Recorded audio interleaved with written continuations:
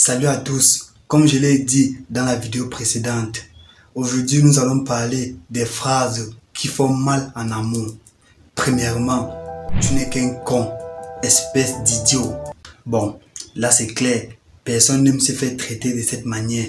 Et puis, il y a de fortes chances qu'un couple ne fasse pas long feu à continuer de la sorte. Ce genre d'insulte est loin d'être bienveillant. L'autre se sent clairement agressé et diminué. Deuxième phrase, tu ne comprends rien. Alors, qui n'est pas sur la défensive après s'être fait dire tu ne comprends rien? C'est irritant, rabaissant même. Alors, cette expression sujet à l'autre, qu'il ou qu'elle n'est qu'un adulte et cervelé. Troisièmement, on ne fait pas ce qu'on veut dans la vie. Cette phrase nous enchaîne les mains et les pieds à l'entendre. La vie n'est qu'une triste réalité. Cette expression nous enlève toute énergie. Vous ne trouvez pas? Nous comprenons par là que la vie n'est faite que d'obligations disgracieuses. Alors, pour le bien de la relation ou du foyer, les obligations de tous les jours passent en premier. Au final, il n'y en a pas du temps pour le plaisir dans cette vie. Irritant, non? Entendre ce genre de phrases, c'est aussi blessant, d'autant plus que ça vient de notre conjoint ou de notre conjointe. On se rend compte que notre partenaire n'a que faire de notre plaisir au fond.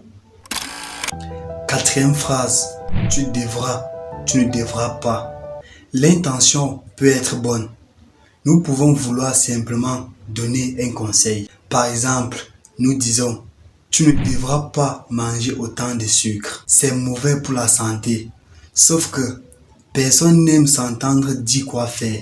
Et puis, à entendre tu devras, c'est à croire que l'autre se trouve supérieur à nous de par sa connaissance ou son expérience.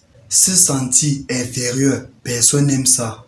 On peut toutefois faire des suggestions en commençant par « Que penses-tu de diminuer notre consommation du sucre ?» Lorsqu'on commence par « Que penses-tu ?»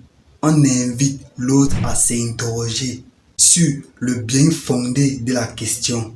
L'autre se sent davantage sollicité et a davantage le choix des réponses.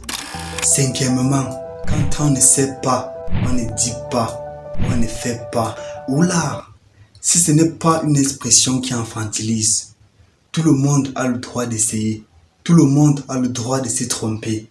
Où est la liberté d'expression dans tout ça? Sixième phrase, tu ne changeras jamais, ou bien c'est toujours la même chose avec toi. Tu ne changeras jamais. Qui croit pouvoir inviter quelqu'un à changer avec ce genre de plainte? Bon, avouons-le, on utilise au moins cette formulation une fois dans notre vie. Alors, que ressentez-vous à entendre « tu ne changeras jamais » Ça sonne comme si l'autre nous disait que nous avons un comportement que seules les personnes inférieures ont. Nous comprenons que parce que nous sommes inférieurs, nous n'avons pas de force ou de motivation pour changer en mieux. Bref, selon l'autre, nous sommes faits pour la médiocrité. À parler ainsi, on n'amène personne à changer. Critiquer l'autre n'apporte rien, ni à notre partenaire, ni à la relation. À la place, pourquoi ne pas apprendre à communiquer le besoin que nous avons, que nous exprimons sous forme de critique? Septièmement, tu es comme un tel. On nous étiquette, on nous définit, on nous emprisonne dans un rôle qui n'est pas le nôtre. Notre partenaire ne comprend qui nous sommes réellement. Bref, ce genre de phrase nous exaspère doublement. Huitième et dernière phrase que la majorité des gens aiment prononcer. Vous êtes tous ou toutes les mêmes. Décidément, les comparaisons n'en finissent plus.